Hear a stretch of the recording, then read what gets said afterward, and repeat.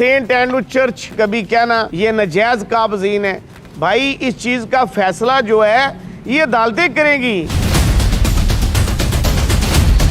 Mission compound की जमीनें बेचने वाले कौन लोग हैं? जलालपुर जट्टा की जमीनें बेचने वाले कौन लोग हैं? यही नाम निहाज जिनका कोई कानूनी वजूद नहीं है, इन्होंने बेची हैं। बड़ी वो बातें कर रहे थे 8-10 लोग जो हैं, जो सियालकोट नाम निहाज डायसिस के नुमाइंदे अपने आप को शो करते हैं और गुजरात में आके इंतशार फैलाते हो। जाएं भाई, जाके अपना घर संभालें।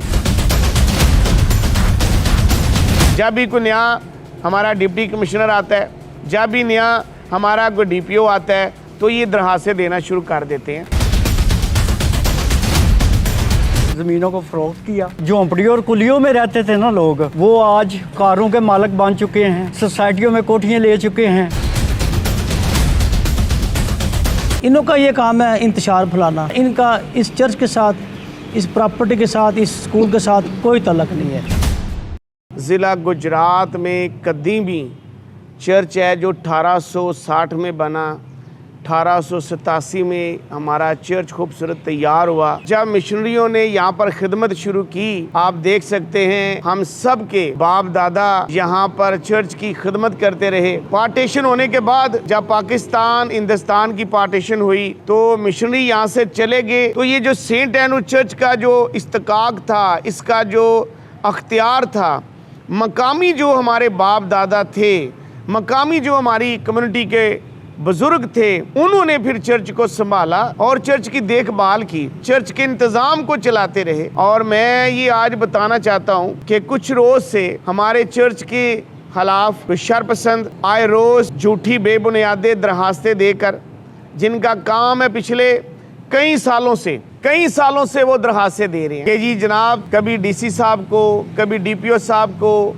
कभी एसी साहब को दरखास्तें देना। तो मैं समझता हूँ जब मामला हाई कोर्ट में ज़ेरे समाअत है, सिविल कोर्ट में ज़ेरे समाअत है, तो फिर इंतशार फैलाना मज़हब के नाम पे और फिर 10 बंदों को इकट्ठे करना और फिर कभी कहना कि जनाब ये नाजायज़ काबजीन है, भाई इस चीज़ का फैसला जो है ये अदालतें करेंगी, आइन और कानून करेगा फैसला। तो ये बात हमेशा याद रखें, इतराम का दामन कभी ना छोड़ें, हलाक का दामन ना कभी छोड़ें। चर्च ने हमेशा अमन की बात की है, सलामती की बात की है, और मैं समझता हूँ खामोशी और जमहूरी इत्तेजाज करना हर बंदे का हक है।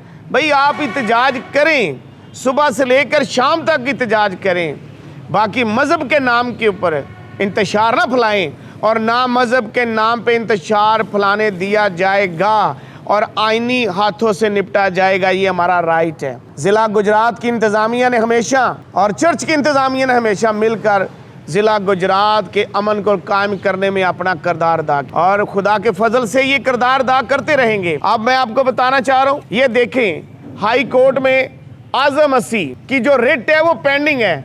ओ भाई जाएं हाई कोर्ट में पेश हों।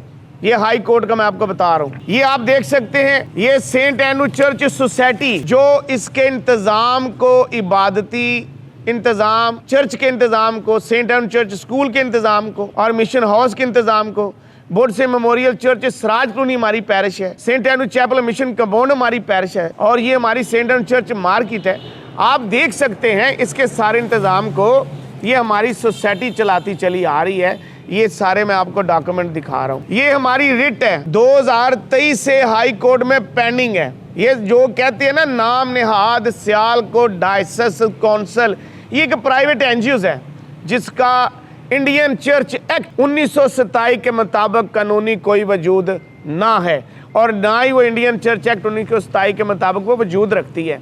और भाई जाएं पहले कोर्ट में जाके ये साबित करें, लोगों को गुमराह ना करें। ये हाई कोर्ट में ये रिट पेंडिंग है और ये 24/7/2025 का है। वहां पे जाके पेश हो, कानून के मुताबिक दलाइल दें। और ये देख सकते हैं saint Andrew church versus Sialkot diocesan council.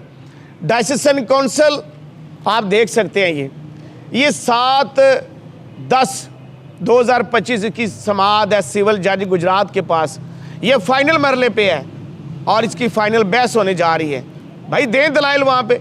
अगर ये साबित हो जाता है कि सियालकोट डायसिसन काउंसिल एक नाम नेहाद जिसका इंडियन चर्च एक्ट 1927 के मुताबिक कानूनी कोई वजूद नहीं है, भाई साबित करें। कोर्ट से आज़म मसीह ने यह दावा किया और इसकी जजमेंट भी देख सकते हैं आप, मैंने मार्किंग की है कि सेंट एनु चर्च एक इंडिपेंडेंट अदारा है जिसको एक इंडिपेंडेंट सोसाइटी चला रही है। तो ये चीज़ें जो थी, अपनी चर्च इंतज़ामिया का शुक्रगुजार हूँ। आप देख सकते हैं एल्डर लियासत विक्टर गिल साहब वाइस चेयरमैन सेंट एनु चर्च सोसाइटी के, एल्डर हमीशा फिराना साहब हैं, वो फिनांस सेक्रेटरी हैं, और दीगर हमारे जितने मेंबरान हैं।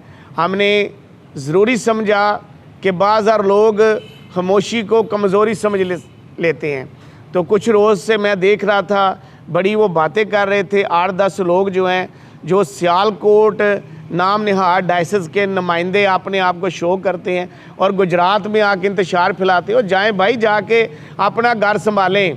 हमारे गुजरात की चर्च जो इंतज़ामिया है या गुजरात के ज़िले जो अदारे हैं वो समझते इस बात को।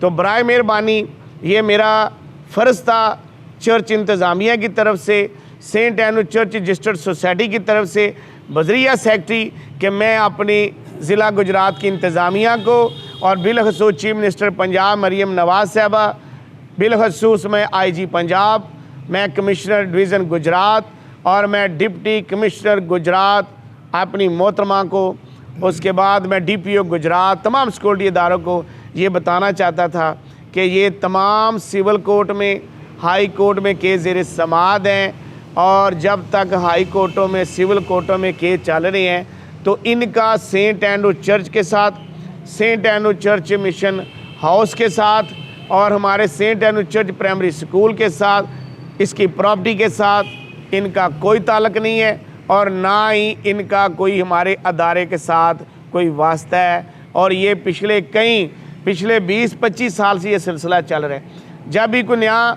हमारा डिप्टी कमिश्नर आता है, जब भी नया हमारा कोई DPO आता है, तो ये दरखास्तें देना शुरू कर देते हैं।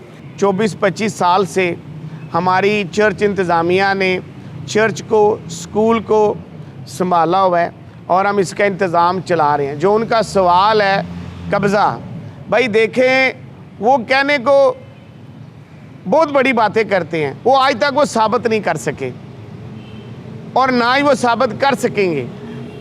ये मैंने बता दी है, सिविल कोर्ट में फ़ाइनल बहस होने जा रही है 7 को। अगर 7 को इंडियन चर्च एक्ट 1927 के मुताबिक वो उनकी डायसिस साबित हो जाती है, हम तो उनको मानते नहीं, क्योंकि हमारा तो उनके साथ ताल्लुक़ नहीं है। चर्च एक इंडिपेंडेंट था पाकिस्तान बनने से पहले भी, और पाकिस्तान बनने के बाद भी इंडिपेंडेंट चर्च को इंतज़ाम को चलाया जा रहा है। इससे पहले हमारे बाप दादा थे, उन्होंने एक ऐसी एसोसिएशन बनाई थी जो इंतज़ाम को चलाती थी। जब वो दुनिया से चले गए, फिर हमने इसको रजिस्टर करवाया 2013 में, और 2013 से लेकर आज तक पादरी क्रिस्टोफर कामरान एज आ चेयरमैन, एज आ मॉडरेटर सेंट एनु चर्च, एज आ मजहबी खिदमात अपनी सर अंजाम दे रहे हैं। और इनका रिकॉर्ड मौजूद है।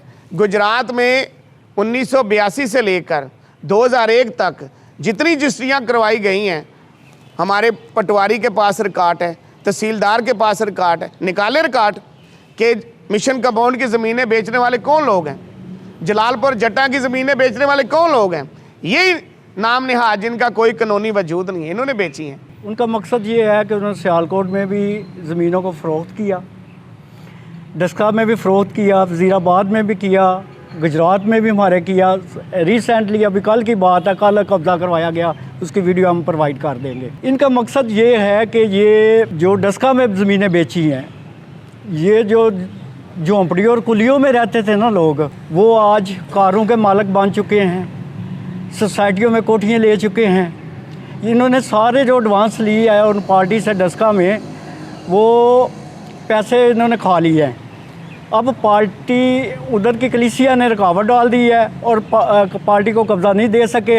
अब उन्होंने वादा किया हुआ है हम गुजरात की प्रॉपर्टी आपको दे देंगे उसके बदले, ये इनका मकसद है। ये चंद शर्पसंद लोग इधर उधर से इकट्ठे करते हैं मोहल्लों से, कोई कहता है जी मैं फ़लाँ चर्च का पादरी हूँ, कोई कहता है मैं फ़लाँ चर्च का पादरी हूँ। हालांकि ये बेसिकली ये सब झूठ है। इनों का ये काम है इंतशार फैलाना, आए दिन झूठी एप्लीकेशन देना, इंतज़ामिया को भी गुमराह करना और हमें भी परेशान करना। लिहाजा इनका इस चर्च के साथ, इस प्रॉपर्टी के साथ, इस स्कूल के साथ कोई तल्लक नहीं है। हम इनको बिल्कुल नहीं मानते, तो ना ये किसी भी कानून के तहत ये हमें टॉर्चर कर सकते हैं। जाएं कोर्ट में साबित करें, हम भी चाहते हैं हमें भी बुलाएं, लेकिन इनके पास कोई ऐसा वजूद नहीं है।